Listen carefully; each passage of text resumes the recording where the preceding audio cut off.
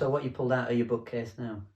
I've got Owen Barfield, The Rediscovery of Meaning and Other Essays.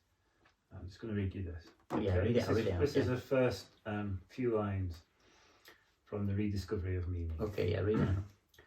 Amid all the menacing signs that surround us in the middle of this 20th century, that's when he wrote it, perhaps the one which fills thoughtful people with the greatest foreboding is the growing general sense of meaningless.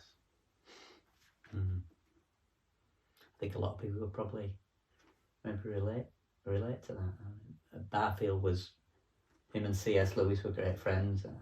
I don't think I'm misquoting when C.S. Lewis said Barfield towers above us all. Yeah. What's your thoughts when you read that? I mean, it's just so packed with so much meaning. I mean, Barfield. I suppose you could sum Barfield's thinking up by saying that there's an inside to this world and we've forgotten what it is. Yeah, I mean, this is quite some way to start an essay, isn't it? Fills thoughtful people with the greatest foreboding. There's a growing general sense of meaningless. Yeah. So, if you think deeply about life, that's what he's saying there. There are people who think deeply about life, and they get this terror that there's a sense of it's meaningless. Life is meaningless because. He's not saying, we've got to be careful, he's not saying nihilistic that life's got no meaning. He's saying that the sort of creative imaginaries of this life, like that we have now, that you might say, we could say have been created by the guardians of our society, lack any real meaning. Would you say? Do you think that's what he's... Yeah, it's such a hard thing. It can mean quite a few things, but I think there's a vacuum, and it's that's been created by meaningful life, which life is. It's been created by those who wish to take that out of it. And when I say those, I mean us too. I mean we, because we can reduce things down so much, and we can give facts and reasons for things happening. But life is. In essence, it's a soul. It's profound. It's chaotic. It's beautiful. It's transcendent. It's hard. It's joy. And if we just rub that stuff away, because let's get rid of that. We want it nice and clean. We don't want to see any of that stuff. Let's just make it nice and surface. I know, because that's worse than the deepest chaos possible, because it's without meaning.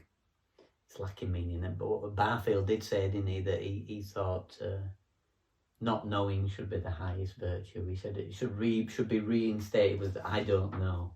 Yeah. As one of the highest virtues. I think it's worth saying that essay as well. And Barfield, and to some extent C.S. Lewis and Tolkien, are coming from this place about of trying to unpack materialism, aren't they? Really? Yeah. They're really coming from this thing that we invent something outside of us called matter, and we give it names, and then by understanding it in the smallest possible particles, it'll then reveal to us what it is. I suppose Barfield's very much attacking what we have today of scientism, isn't he? This kind of reductionist way of viewing reality. Meaning in life is through expression of yourself within life, experience. To experience life, to go into life, and as you say, not to assume that you know what it is, that you've got it all worked out. It's better not to be ignorant in the sense, but a slight naivety perhaps, or just to give up this robe of knowledge that we put on our shoulders and carry around and just actually think, well, it's useless, isn't it, really? Learn about things, get excited about things, delve deep into things, experience things. But don't assume that we know things and that we can explain things away, because there's so much we cannot explain, but we feel this profoundness. Hence, then we have to try to express it through often creative works.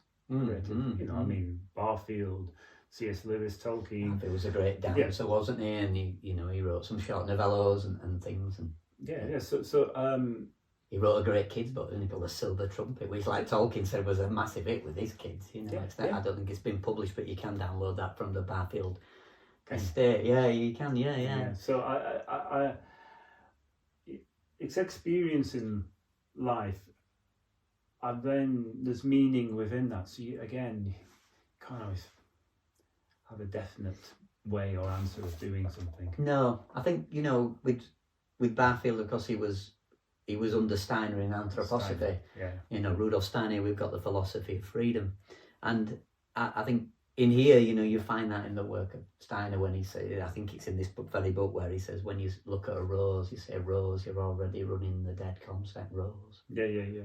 Very and much. this is back, and I mean, both of these came to this same kind of what they call this original participation. I think Steiner called it picture consciousness. Mm. You know, and they both arrived at independence. So once Barfield saw Steiner's work, then because he wasn't aware of Steiner no, at first, was he? Not at first. And then he became more aware, and then he became huge in the Steiner world. Yeah, and he went. I think he saw him speak one, but I don't think he went to speak to him afterwards. I'm not fully sure, but so that's what Steiner's talking about in this work, and also in here as well is this just idea that like you're running. I think he's very harsh. He said it's just like corpses lined up is our thinking, because we're already running these theories of what something is. Yeah. So then we forget to look at them, don't we? We forget, yeah. And then if you forget to look at something, you already assume that you know what it is. And what do we lose by not looking with fresh eyes, with fresh petals on the rose, etc. Absolutely. So I mean, it's a rich, and it's, if you're going to dive this deep into this well, Barfield's a favourite for mine because of that. He managed to, he prodded my thinking so much. Barfield is easier than Steiner, but Steiner goes he goes into worlds, doesn't he? He does. He doesn't. He, in a way, he doesn't care. Perhaps Barfield cares a little bit more about how he comes across and what he says. Perhaps he might limit himself, but he's not limited at all, and he's great. But they're both fantastic to read, aren't they? And this series, I think this is a good one to start with, and then saving the appearances and poetic diction. Yeah. I mean, unpacks words. Just Barfield is just wonderful, and of course he was one of the inklings of C.S. Lewis and Tolkien. Yeah, and some people say that Tolkien might have been running a simulation of what Barfield were thinking.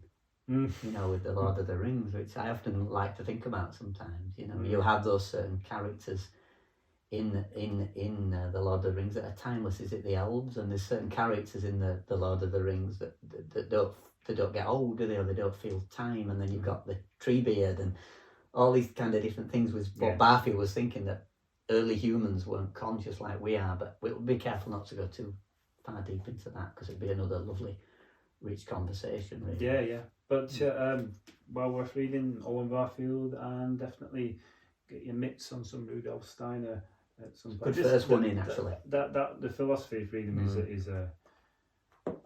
is an excellent book. I must reread that again. I've read it a couple of times, but there's so much in it. Anyhow, there you go. Those two, yeah.